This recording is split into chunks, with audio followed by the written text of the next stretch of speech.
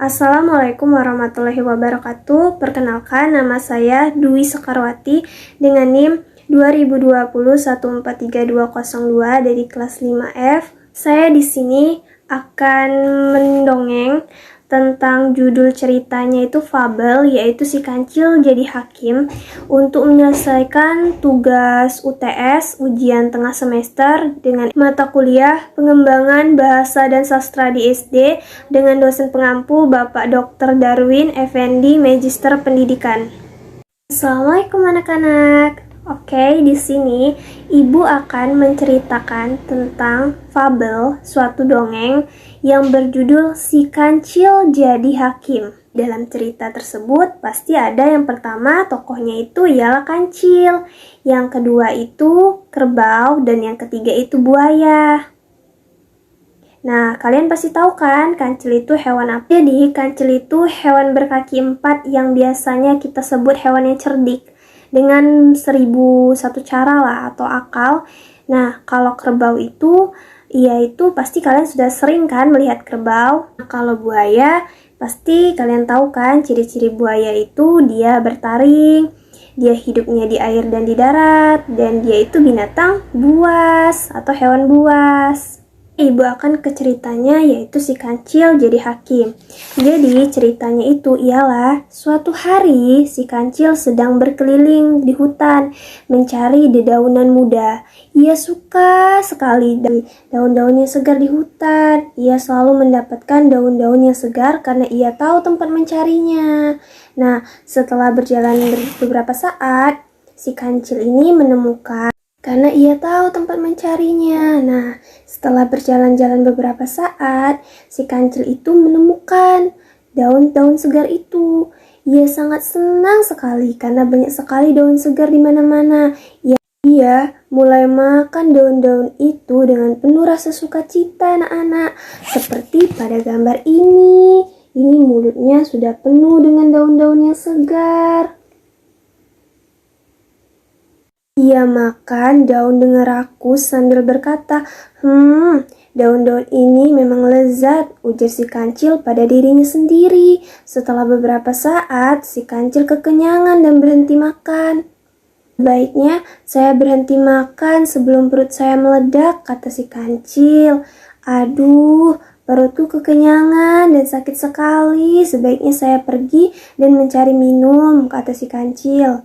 Kancil mulai mencari kolam atau sungai untuk minum air, tetapi ia tidak menemukannya, anak-anak. Seperti pada gambar ini buku ceritanya. Nah, ia bingung.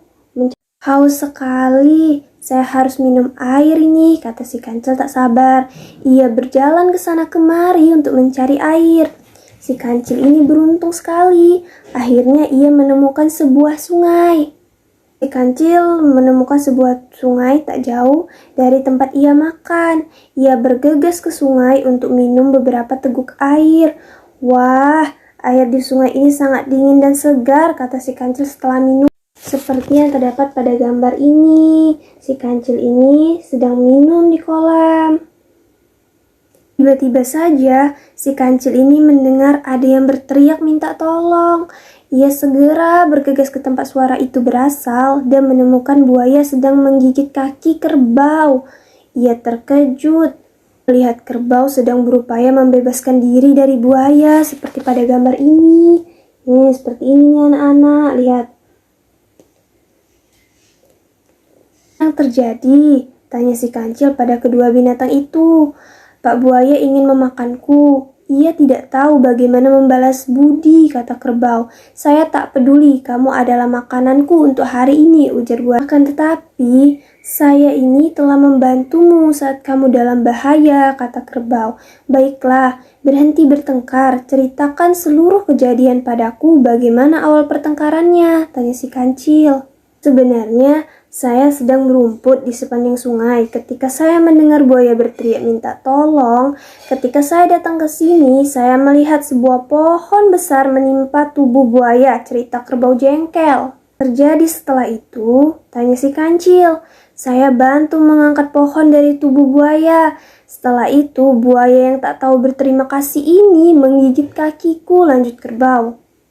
Kan sia-sia jika saya melepaskan mangsa sebesar kamu, ujar buaya dengan congkak, sambil terus menggigit kaki kerbau. Sementara itu, si kancil berjalan mondar-mandir mencari pemecahan masalah tersebut. Seperti yang terdapat pada gambar ini ya anak-anak, di sini kerbau berusaha untuk melepaskan dirinya dari gigitan buaya.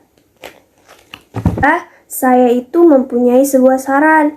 Saya ingin kalian berdua memeragakan seluruh kejadian tadi sehingga saya dapat mengambil suatu kesimpulan, kata si kancil. Buaya dan kerbau setuju dengan saran itu. Buaya melepaskan kaki kerbau dan kerbau mengangkat pohon serta meletakkannya di atas tubuh buaya kembali.